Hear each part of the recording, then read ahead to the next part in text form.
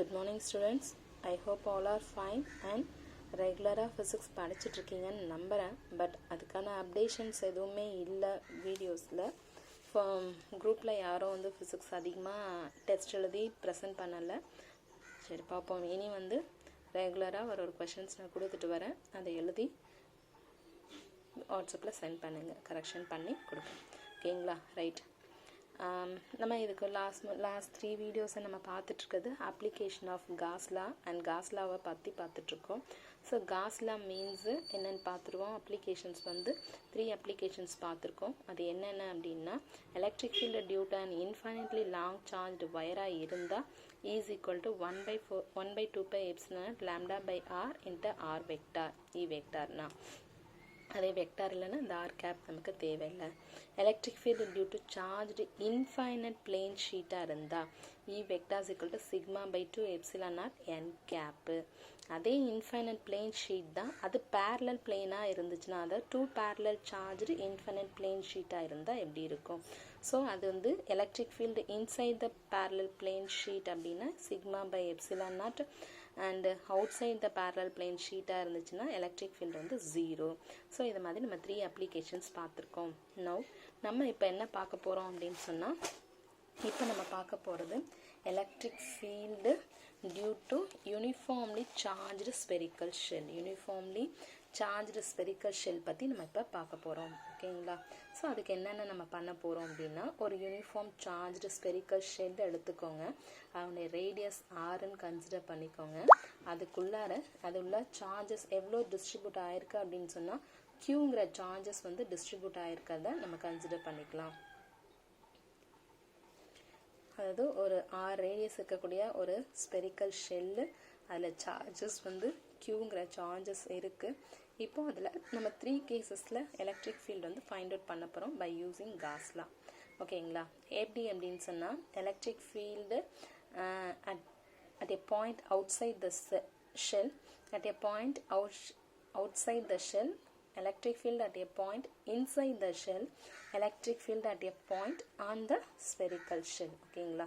இந்த 3 கேசஸில் நம்ம பார்ப்போம். ஸோ இப்போ கண்டிப்பாக நம்ம என்ன செய்ய போகிறோம், ஒரு ஸ்பெரிக்கல் ஷெல்லில் இருந்துட்டு அவுட் சைட் த ஷெல் என்ன, இன்சைட் த ஷெல் என்னன்னு கன்சிடர் பண்ண போகிறோம். ஸோ இப்போ நம்ம எடுத்துக்கிட்டது ஒரு ஸ்பெரிக்கல் ஷெல்லு, அது ஆர் ரேடியஸ் இருக்கக்கூடிய ஒரு ஸ்பெரிக்கல் ஷெல். அதுக்குள்ளே கியூங்கிற சார்ஜஸ் யூனிஃபார்மாக டிஸ்ட்ரிபியூட், அதாவது அந்த ஸ்பேர் மேலே கியூங்கிற சார்ஜஸ் யூனிஃபார்மாக டிஸ்ட்ரிபியூட் ஆகிட்டுருக்கு. ஓகேங்களா? இப்போ என்ன பண்ணுறோம், இங்கே ஃப்ரம் த சென்டர்லேருந்து ஆறுங்கிற டிஸ்டன்ஸில் ஒரு இமேஜினரி சர்ஃபேஸ் ட்ரா பண்ணுறோம். அந்த இமேஜினரி சர்ஃபேஸ் நம்ம எடுத்துக்கிறது ஒரு ஸ்பியருங்கிறதுனால இங்கே நம்ம கிடைக்கக்கூடிய இமேஜினரி சர்ஃபேஸ் எப்படி இருக்கும் அப்படின்னு சொன்னால் ஸ்பெரிக்கல் காஸியன் சர்ஃபேஸாக தான் இருக்கும். ஓகேங்களா? ரைட். செகண்ட் கேஸ் பார்க்குறோம் அப்படின்னா, இப்போது for points inside the sphere நம்ம என்ன எடுத்துக்கிறோம்னா, ஒரு ஸ்பியருக்குள்ளே ஆறுங்கிற ஸ்மாலாக ரேடியஸ் இருக்கக்கூடிய பிங்கிற பாயிண்ட்டை கன்சிடர் பண்ணி அந்த பாயிண்ட்டை ஆறுங்கிற டிஸ்டன்ஸில் ஒரு ஸ்பியர் ட்ரா பண்ண போகிறோம். ஸோ அதுவும் ஸ்பெரிக்கல் காஸியன் சர்ஃபேஸ் தான். என்னென்னா, இங்கே பார்த்தீங்க அப்படின்னா நம்ம கன்சிடர் பண்ண ஸ்பியரை விட ஸ்பெரிக்கல் காஸியன் சர்ஃபேஸோடைய ரேடியஸ் லார்ஜராக இருக்கும். எங்கே ஸ்பியரோடைய ரேடியஸை விட ஸ்பெரிக்கல் காஸியன் சர்ஃபேஸோடைய ரேடியஸ் ஸ்மாலராக இருக்கும். இதுதான் நமக்கு. ஓகேங்களா? ஸோ இப்போ நம்ம ஃபர்ஸ்ட் கேஸ்க்கு போயிடலாம், என்னன்னு சொல்லிட்டு கண்டுபிடிப்போம். Right. First case, at a point outside the shell. At a point outside the shell. Okay. So இப்போ என்ன பண்ணுறோம், இந்த அவுட் சைட் த ஷெல்லில் நம்ம ஆறுங்கிற டிஸ்டன்ஸில் ரேடியஸ் இருக்கக்கூடிய ஒரு ஸ்பெரிக்கல் ஷெல்லை கன்சிடர் பண்ணிட்டோம். அந்த ஷெல்லில் ஏதோ ஒரு பாயிண்ட்டை கன்சிடர் பண்ணி அந்த இடத்துல பிங்கிற பாயிண்ட்டை கன்சிடர் பண்ணி இங்கே எலக்ட்ரிக் ஃபீல்டு என்னன்னு கண்டுபிடிக்க போகிறோம். ஸோ இங்கே யூனிஃபார்மாக சார்ஜ் கியூங்கிறது டிஸ்ட்ரிபியூட் ஆகிருக்கு. ஏன்னா அந்த ஸ்பெரிக்கல் ஷெல் கியூ டிஸ்ட்ரிபியூட் ஆகிருக்கும் இல்லையா? ஸோ அப்போ இங்கே சார்ஜஸ் இருக்குன்னு அர்த்தம். இப்போ அந்த சார்ஜஸ் எப்படி இருக்கும், Q is greater than 0. That means greater than 0 means positive. பாசிட்டிவ்னா என்ன இருக்கும், ரேடியலி அவுட்வேர்டாக இருக்கும். ஓகேங்களா? Q is negative. Q is greater than 0 and q is less than 0. that means negative charges இருக்கு அப்படின்னு சொன்னா கண்டிப்பா எலக்ட்ரிக் ஃபீல்டு லைன்ஸ் இங்க தான் வந்து டெர்மினேட் ஆகும் இல்லையா. ஸோ அதனால electric field radially inward, electric field radially outward q is greater than 0, electric field radially inward q is less than 0. ஓகேங்களா. இப்போ நம்ம எடுத்துக்கிற ஸ்பெரிக்கல் சர்ஃபேஸ் தான் நம்ம சூஸ் பண்ணியிருக்கோம் ஆறுங்கிற ரேடியஸில். So the total charge enclosed by the Gaussian surface is q. இங்கே காசியன் சர்ஃபேஸ் வந்து எவ்வளோ சார்ஜஸ் வச்சுருக்கு அப்படின்னா க்யூங்கிற சார்ஜஸ் இருக்குது. ஓகேங்களா. அதுவும் யூனிஃபார்மாக டிஸ்ட்ரிபியூட் ஆகிருக்கு, ஸ்பெரிக்கல் சிமெட்ரி இருக்குது, ஸ்பெரிக்கல் சிமெட்ரி இருக்குது. ஸோ அப்போ நம்மளுடைய காசியன் லாவை நம்ம அப்ளை பண்ணோம் அப்படின்னு சொன்னால் closed integral of E vector dot dA vector is equal to q by epsilon naught. ஓகேங்களா. இது நம்மளுடைய காஸ் லா, ரைட். இதில் எலக்ட்ரிக் ஃபீல்டு வந்து கான்ஸ்டன்ட், வெளில எடுத்துடலாம். இன்டகிரேஷனை விட்டு வெளில எடுத்துடலாம். அப்போ closed integral of d A vector means நம்ம இந்த ஸ்பியரை சின்ன ஒரு பாயிண்ட் மட்டும்தானே எடுத்து இதை வந்து இன்டகிரேஷன் பண்ணுறோம். அப்போ இன்டகிரேஷன் பண்ணும்பொழுது இந்த ஸ்மால் போர்ஷன்ஸாக நிறைய ஸ்மால் போர்ஷன்ஸ் எல்லாத்தையும் இன்டகிரேட் பண்ணி கிடைக்கிறது ஒரு ஸ்பியராக இருக்கும். அப்போது இந்த integration of d A vector is equal to என்ன கிடைக்கும், ஏரியா ஆஃப் த ஸ்பியர் நமக்கு கிடைக்கும். So area of the sphere is equal to 4πr². So அது எல்லாத்தையும் நம்ம இங்கே இந்த ஈக்குவேஷனில் சப்ஸ்டியூட் பண்ண போகிறோம். இப்போ எலக்ட்ரிக் ஃபீல்டும் நம்ம கன்சிடர் பண்ணக்கூடிய ஏரியாவும் எப்படி இருக்கும் அப்படின்னு சொன்னால் சேம் டைரக்ஷனில் இருந்துகிட்ருக்கோம். That means electric field E vector and DA vector point in the same direction at all the points on the Gaussian surfaceல Eயும் DA வெக்டாரும் ஏன்னா நம்ம இதுக்கு முன்னாடி 3 கேசஸில் எப்படி பார்த்துருப்போம்னா top surface, curved surface, bottom சர்ஃபேஸ்னு பார்த்துருப்போம். இங்கே வந்து ஸ்பெரிக்கல் சர்ஃபேஸில் பொறுத்த வரைக்கும் எல்லா பாயிண்ட்லேயும் Eயும் DAவும் எப்படி இருக்கும் அப்படின்னு சொன்னால் சேமாக இருக்கும். தட் மீன்ஸ் வந்து அவுட்வர்ட் நார்மலாக இருந்துகிட்ருக்கோம். அப்போது normal means 90 degree cos 90 electric ஃபீல்டுக்கு வந்து சர்ஃபேஸ்க்கு வந்து அவுட்வர்டாக இருக்கும் நார்மல் வெக்டார். ஓகேங்களா. And then the magnitude of E is also the same at all points due to the spherical symmetry of the charge distribution. நம்ம எடுத்துக்கிட்ட சிமெட்ரி வந்து ஸ்பெரிக்கல் சிமெட்ரி, அதனால் charge distribution யூனிஃபார்மாக இருக்கும்னு நான் சொல்லியிருந்தேன் இல்லையா, அதுதான் மறுபடியும் சொல்லியிருக்காங்க. So hence E is equal to Gaussian integration of dA equal to q by epsilon naught, but closed integral of dA is equal to total area of the Gaussian surface. So 4πr² நமக்கு கிடைக்கும். Substituting this value in the above equation, so substitute பண்ணோம் அப்படின்னு சொன்னால் E 4πr² is equal to q by epsilon naught. Therefore E is equal to 1 by 4π epsilon naught q by r² in vector ஃபார்மில் எழுதணும்னா r cap ஒன்று add பண்ணிவிடும். ஓகேங்களா. Right. தெரியும் q is greater than 0னா ரேடியலி அவுட்வர்டாக இருக்கும், q is less than 0னா ரேடியலி இன்வர்டாக இருக்கும். இந்த ஈக்குவேஷன்லேருந்து நம்ம தெரிஞ்சுக்கிற விஷயம் என்ன அப்படின்னு சொன்னால் electric field at a point outside the shell will be the same. நம்ம எந்த இடத்துல சார்ஜஸ் இருக்குது, எந்த இடத்துல வேணாலும் நம்ம போய் மெஷர் பண்ணலாம். அவுட் சைட் த ஷெல்லில் எலக்ட்ரிக் ஃபீல்டு எப்படி இருக்கும் அப்படின்னு சொன்னால் சேமாக இருக்கும். அதுக்கான ரீசன் q இஸ் யூனிஃபார்மாக டிஸ்ட்ரிபியூட் ஆகிருக்கும். அது மட்டும் இல்லை, q is concentrated at the centre of the spherical shell. இந்த என்டையர் சார்ஜும் என்ன பண்ணியிருக்கோம், entire charge q is concentrated at the center of the spherical shell. அதனால நமக்கு கிடைக்கக்கூடிய electric field outside the shell எப்படி இருக்கும், சேமாக இருக்கும். இது நம்ம 11th ஏற்கனவே படிச்சிருக்கோம். கிராவிடேஷன் வேல்யூ கண்டுபிடிக்கிறதுக்கு அந்த gravitational force due to spherical shell with the mass, அது மாதிரியான ரிசல்ட் இதுங்க நமக்கு கிடைச்சிருக்கு. ஸோ அதை வந்து நம்ம இங்கே ஜஸ்ட் ரிமெம்பர் பண்ணிக்கலாம். ஓகேங்களா. Right. Next, at a point on the surface of the spherical shell, that means in the r is equal to small r is equal to capital R, அதாவது இந்த ரெட்ல மேலேயே நீங்கள் வந்து ஆன் த சர்ஃபேஸ்லேயே நம்ம charge distributor என்னன்னு பார்த்தோம் அப்படின்னா small r equal to capital R. So இந்த அபோவ் ஈக்குவேஷன், இந்த ஈக்குவேஷனை நம்ம என்ன பண்ண போகிறோம், ஸ்மால் ஆரை ரீப்ளேஸ் பண்ணிவிட்டு கேபிட்டல் ஆர் யூஸ் பண்ணோன்னா இந்த ஈக்குவேஷனை ஆன் த சர்ஃபேஸ்க்கான எலக்ட்ரிக் ஃபீல்டு நமக்கு கிடைச்சிரும். The electric field at points on the spherical shell small r is equal to capital R is given by. So in the same equation தான் ஆனால் என்ன ஆகும், radius small ஆரை ரீப்ளேஸ் பண்ணிவிட்டு capital R use பண்ண போகிறோம். ஓகேங்களா. ரைட். third case என்ன அப்படின்னா at a point inside the spherical shell.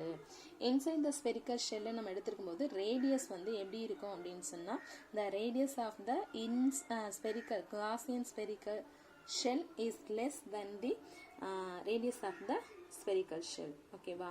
அப்போ என்ன ஆகும், அதில் ஒரு பாயிண்ட்டை கன்சிடர் பண்ண போகிறோம். ஸோ இந்த இடத்துல ஒரு பாயிண்ட்டை கன்சிடர் பண்ணிட்டு இந்த பாயிண்டில் எலக்ட்ரிக் ஃபீல்டு எப்படி இருக்குன்னு கண்டுபிடிச்சு தென் என்டையர் ஸ்பேஸ்க்கும் கண்டுபிடிக்கப்போம்.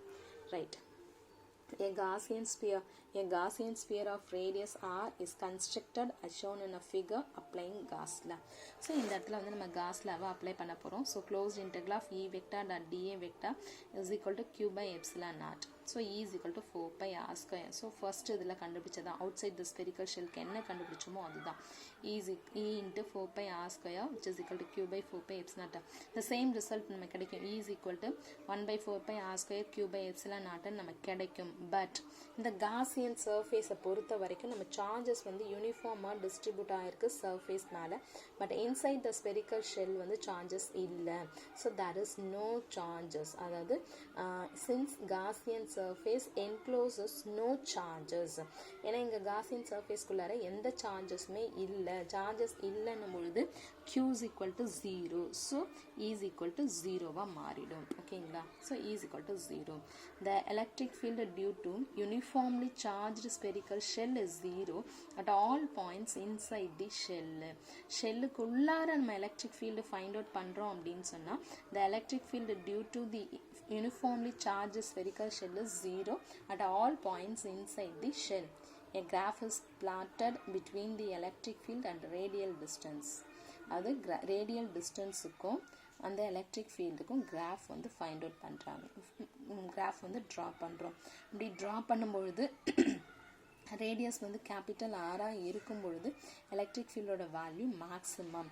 அண்ட் தென் ரேடியஸோட வேல்யூ டிக்ரீஸ் ஆக அதாவது இந்த ஆரோட வேல்யூ வந்து ஸ்மால் ஆராக மாறும் பொழுது, அதாவது ஸ்மால் ஆரோட வேல்யூ வந்து கிரேட்டராக மாற எலக்ட்ரிக் ஃபீல்டோட வேல்யூவும் டிக்ரீஸ் ஆகுது. அதே ஆர் வந்து இ ஸ்மாலர் ஈக்குவல் டு 0, அதுவும் என்ன ஆகுது, 0 ஆகிடும். ஸோ இங்கேயும் நமக்கு 0 தான் கிடைக்கும். ரைட், புரியுதுங்களா? ஸோ இப்போ மூணு அப்ளிகேஷன்ஸ், அதாவது ஒரே அப்ளிகேஷன்ஸில் 3 கேசஸ் பார்த்துருக்கோம். என்னென்ன 3 கேசஸ்னால் outside the shell, inside the shell, on the sphere. On the shell அப்போது அவுட் சைட் த ஷெல்லில் நமக்கு கிடைச்ச answer E is equal to 1 by 4 pi epsilon q by r square. Inside on the shell instead of small r capital R, outside inside the shell is 0. So இதை ஞாபகம் வச்சுக்கோங்க. எப்போவுமே inside the sphere வந்து charges வந்து இருக்காது அப்படின்னு சொல்லி நான் காஸ்லாம் ஸ்டார்ட் பண்ணும்போதே சொல்லியிருந்தேன். Inside the spherical shell, inside the object, inside the imaginary Gaussian surface there is no charges, therefore there is no electric field inside the Gaussian surface. ஓகேங்களா? Right. Inside the Gaussian surface means நம்ம ஆப்ஜெக்டை வச்சுருக்கோம், அந்த ஆப்ஜெக்டுக்குள்ளே ஒரு inner surface எடுக்கும்பொழுது அப்போ கிடையாது. Right. ஒரு சின்ன நோட் பாயிண்ட் என்ன அப்படின்னு சொன்னால், காஸ்லாம் வந்து என்னதான் பவர்ஃபுல் டெக்னிக்காக இருந்தாலுமே சார்ஜ் கான்ஃபிகரேஷன்னு இருந்தது அப்படி, அதாவது Gauss law is a powerful technique whenever a given charge configuration possesses spherical, cylindrical or planar symmetry. Symmetry charges, அதாவது symmetry nature இருக்கும்பொழுது நம்மளால Gauss law பவர்ஃபுல்லாக யூஸ் பண்ண முடியும். Otherwise then the electric field due to such a configuration can be easily found. நம்மளால ஈஸியாக கண்டுபிடிக்க முடியும். மேபி சப்போஸ் சார்ஜ் கான்ஃபிகரேஷன் கொடுக்கல, சிமெட்ரி கொடுக்கல அப்படின்னா நம்ம என்ன பண்ண முடியும் அப்படின்னா, if there is no such symmetry the direct method can be use. The direct method means Coulomb's law and calculus method. ஓகேங்களா? For example, it is difficult to use Gauss law to find the electric field for a dipole since it has no spherical, cylindrical or planar symmetry. இப்போது Gauss law பொறுத்த வரைக்கும் it is a powerful technique. எப்போ அப்படின்னா நம்ம choose பண்ணக்கூடிய ஆப்ஜெக்டில் இல்லை சர்ஃபேஸில் இல்லை அதனுடைய infinite plane sheet, charge wire எது வேணாலும் இருக்கலாம். அதில் வந்துட்டு சிமெட்ரி அப்படிங்கிறதும் சார்ஜ் கான்ஃபிகரேஷனும் இருந்தால் மட்டும்தான் நம்மளால் Gauss law யூஸ் பண்ண முடியும். If there is no symmetry, no charge configuration means we can use only Coulomb's law and calculus method. Okay, right? Thank you. Thank you students. இது வரைக்கும் நம்ம பார்த்தது அப்ளிகேஷன்ஸ் ஆஃப் காஸ்லா பற்றி பார்த்தோம். இந்த அப்ளிகேஷன் ஆஃப் காஸ்லாவில் இருக்கக்கூடிய இந்த 4 அப்ளிகேஷன்ஸ்லேருந்து கண்டிப்பாக ஏதாவது ஒரு அப்ளிகேஷன்ஸ் நமக்கு கொஷின்ஸில் வரும்.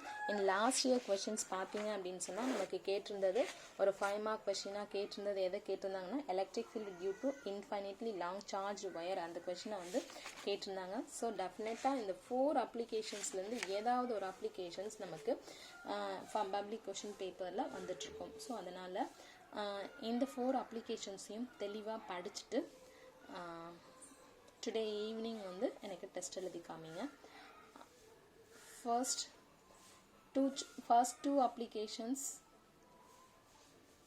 ஃபர்ஸ்ட் அப்ளிகேஷன்ஸ் கொஞ்சம் டிஃபராக இருக்கும். செகண்டும் தேர்டும் ஒரே மாதிரியானது. ஃபோர்த் அப்ளிகேஷன்ஸ் பார்த்தீங்க அப்படின்னு சொன்னால் ஃபோர்த் அப்ளிகேஷனை பொறுத்த வரைக்கும் ஃபஸ்ட்டு கேஸ் மட்டும்தான் நீங்கள் படிக்கிற மாதிரி இருக்கும். செகண்ட் கேஸும் தேர்ட் கேஸும் அந்த small r equal to capital R, small r is less than capital R, அந்த கேஸஸ் இந்த பாயிண்ட்டை நல்லா புரிஞ்சுக்கிட்டு நம்ம படிக்க ஆரம்பித்தோம் அப்படின்னா ஈஸியாக இருக்கும். சரிங்களா? ஸோ ஓகே, இன்னைக்கு ஈவினிங் வந்து 4 அப்ளிகேஷன்ஸையும் நீங்கள் கரெக்டாக தெளிவாக படிச்சுட்டு எழுதி காமிங்க. ஓகேங்களா? Thank you students.